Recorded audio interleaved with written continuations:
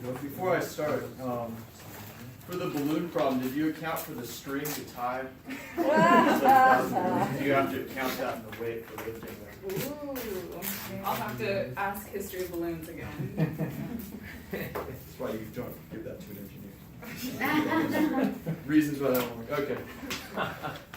Fellow Toastmasters, 2 weeks ago I gave a speech on the road to 270, and I got a lot of positive feedback about that speech. And it's 2 weeks. 2 weeks have passed, and the election is in 19 days. And we needed a speaker for today. And I thought that you guys might be interested to know a little bit more about not so much the history of the Electoral College, but more about the current way that the politics are shaping up, and what current battleground states are in play, and how things are looking. So, go to the next one. So you probably remember this map. So currently, if you remember from my speech, there are 568 electoral votes for 100 members of the Senate and 468 members of Congress, which gives you a total of 568 divided by 2 is 269, so the magic number to get a majority, 50 plus 1, is 270 votes. So currently, based on this map, it's believed that Clinton has 256 of those 270 votes locked up, and Trump has 174. So there is still a path for Trump to get to victory. However, he must win 4 of the key battleground states, being Florida, Ohio, Georgia, and North Carolina. And you can see those states over here in gray. And interestingly enough, they're all on the East Coast. So we can go to the next slide. So on the Cook Political Report that I presented 2 weeks ago, I had this spectrum of the solid Democrat and the solid Republican states, and I've highlighted those 4 states up there, and you'll notice even 2 weeks ago those were still considered highly contested states. Florida, North Carolina, Ohio, and Georgia, which is historically a very red state, is actually starting to lean a little bit more center and become more of a contested state, which is actually very surprising to see that. So go to the next one. So here are the 4 polls from these 4 states.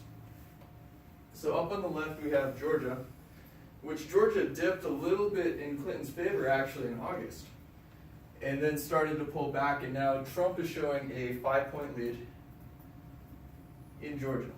So Georgia's probably safe for Trump as of today. If we go over here to Florida, Florida's been very contested, but Clinton's actually showing, this was taken yesterday by the way, a 3.6-point lead in Florida. Go over here to North Carolina. Clinton's also showing a 3.3 lead in North Carolina, and Ohio is nearly break even. It's basically a half-point in favor of Trump. Now, the University of Virginia has done a study that has shown that Ohio is basically whoever wins Ohio wins the presidential election, has been an accurate predictor of that every year since 1896, except for 2 times, has failed to predict who the winner of the election is. So there's a margin of error in polling. It's usually plus or minus 3%. So saying that Trump has a 0.5 percentage lead, it's anybody's game who's going to take Ohio at this point. Go to the next slide. So there's a bunch of professional political analysts that are spending a lot of time trying to figure out who's going to win. And this is actually one of the most famous ones, University of Virginia Political School, run by a professor called Larry Sabato. Publishes a report called Sabato's Crystal Ball. And this is one of the most well-respected political analysts in the industry. And this is how he predicts the 2016 election is going to go. And if you remember those 4 states, Trump can't lose a single one. If he loses a single one, election's over, Hillary Clinton has won the election. He predicts Florida goes to Clinton. He predicts North Carolina goes to Clinton. He also predicts Ohio goes to Clinton.